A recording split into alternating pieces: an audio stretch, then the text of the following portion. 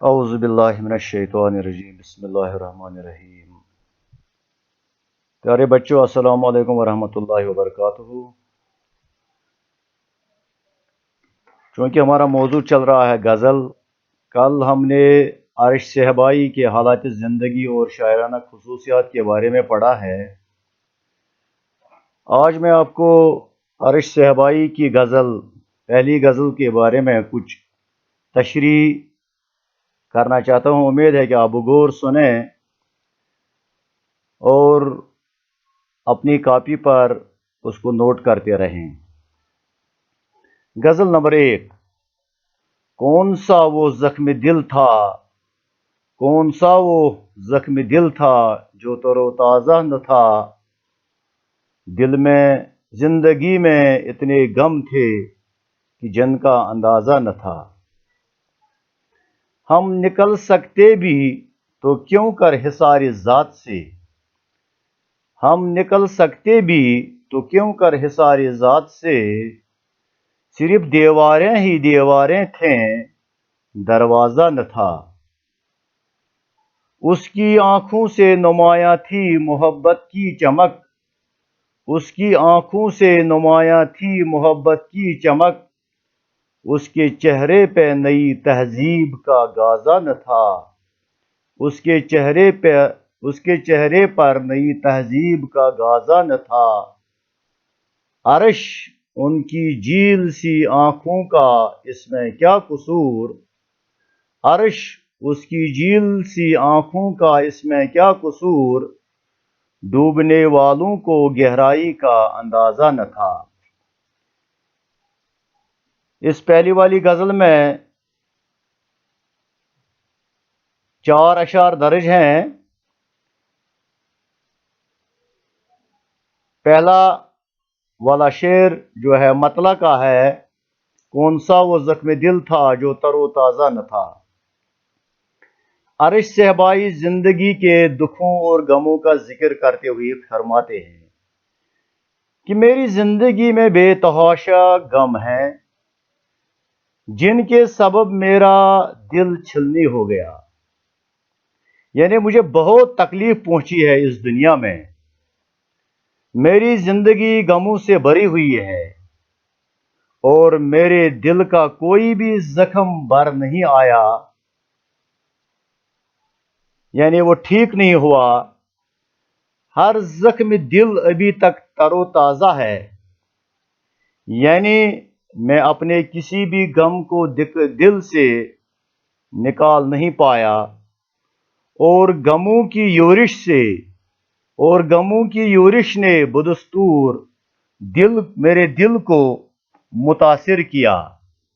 تو شاعر اس میں فرماتے ہیں کہ میں نے بہت دفعہ یہ کوشش کی کہ یہ غم جو مجھے ملے ہیں، یہ غم جو مجھے پہنچے ہیں، میں ان کو بھلا ڈالوں، لیکن یہ زخم اتنے تر و تازہ ہیں کہ میں ان غموں کو بھلا نہیں پاتا۔ اگلا شعر، ہم نکل سکتے بھی تو کیوں کر حصار ذات سے، ہم نکل سکتے بھی تو کیوں کر حصار ذات سے، صرف دیواریں ہی دیواریں تھیں دروازہ نہ تھا۔ تو شاعر اس شعر میں فرماتے ہیں کہ ہم اپنی ذات کی 4 دیواری سے باہر نہیں آ سکے۔ تو شاعر نے یہاں اپنی ذات کو، اپنے نفس کو،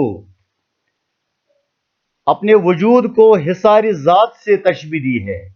حصار کہتے ہیں قلعہ، 4 دیواری، کہ جس طرح ایک انسان ایک 4 دیواری میں قید ہوتا ہے، یعنی ایک قیدی کی حیثیت ہے میرے نفس کی، اسی طرح شاعر نے اپنی ذات کو اپنے کھول میں حصار ذات سے تشبیہ دی۔ فرماتے ہیں کہ ہم اپنی ذات کی 4 دیواری سے باہر نہیں آ سکے، اور پھر خود ہی اسی کی وجہ بھی بتاتے ہیں، کہ ہم ذات کی ایسی 4 دیواری میں قید تھے کہ جس میں سے باہر نکلنے کی کوئی گنجائش نہ تھی۔ बाहर जाने के लिए कोई दरवाज़ा न था, यानी अपने आसपास के माहौल की नापसंदगी की वजह से, अपने आसपास के माहौल की नापसंदगी की वजह से हम अपने ही आप में खोए रहे, लेकिन वो नापसंदीदा माहौल मुतासिर न कर सके।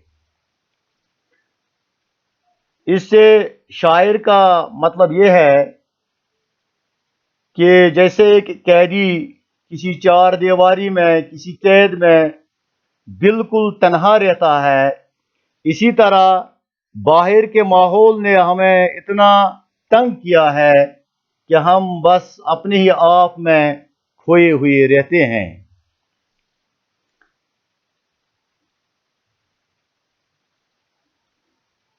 अगला शेर, उसकी आंखों से नुमायां थी मोहब्बत की चमक।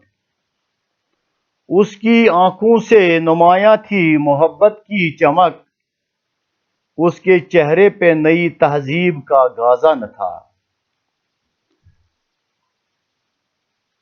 इस शेर में शायर उस इंसान की बात करता है जो अपनी तहजीब और इक़दार के साथ अब नापीद हो चुका है। नापीद का मतलब है गायब होना।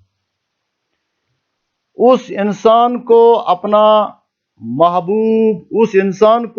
महबूब समझते हुए फरमाते हैं कि उसका दिल सच्ची मोहब्बत और हमदर्दी से लबरेज था, जिसकी चमक उसकी आंखों से साफ वाज़िया होती थी।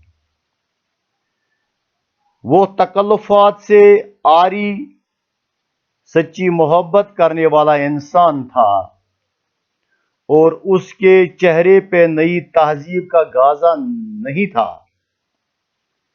अब नई तहजीब का इंसान चेहरे पर कई चेहरे चढ़ाए हुए है,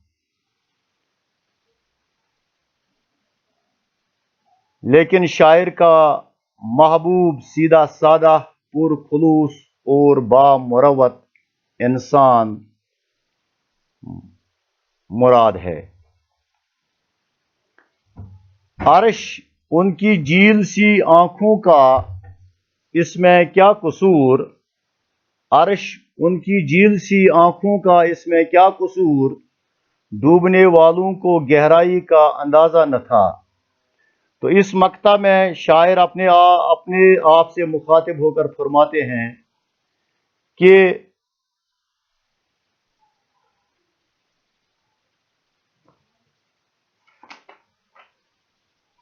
मेरे महबूब की आंखें झील जैसी हैं, उसकी आंखों की गहराई का अंदाजा नहीं था। ये तो इस कदर गहरी हैं कि एक बार जो इन आंखों में डूब जाता है, यानी मोहब्बत में गिरफ्तार हो जाता है, तो वो फिर किसी तरह भी महबूब की मोहब्बत को दिल से निकाल नहीं सकता। मोहब्बत एक ऐसा रोग है कि एक बार लग गया तो इससे जिंदगी भर छुटकारा नहीं पाया जा सकता। शायर ने इस हकीकत को नहायत ही हसीन अंदाज में बयान किया है। अर्श उनकी झील सी आंखों का इसमें क्या कसूर, डूबने वालों को गहराई का अंदाजा न था। कल इंशाल्लाह अर्श सहबाई की दूसरी गज़ल की तशरीह हो जाएगी। अपना ख्याल रखिए। वसलम।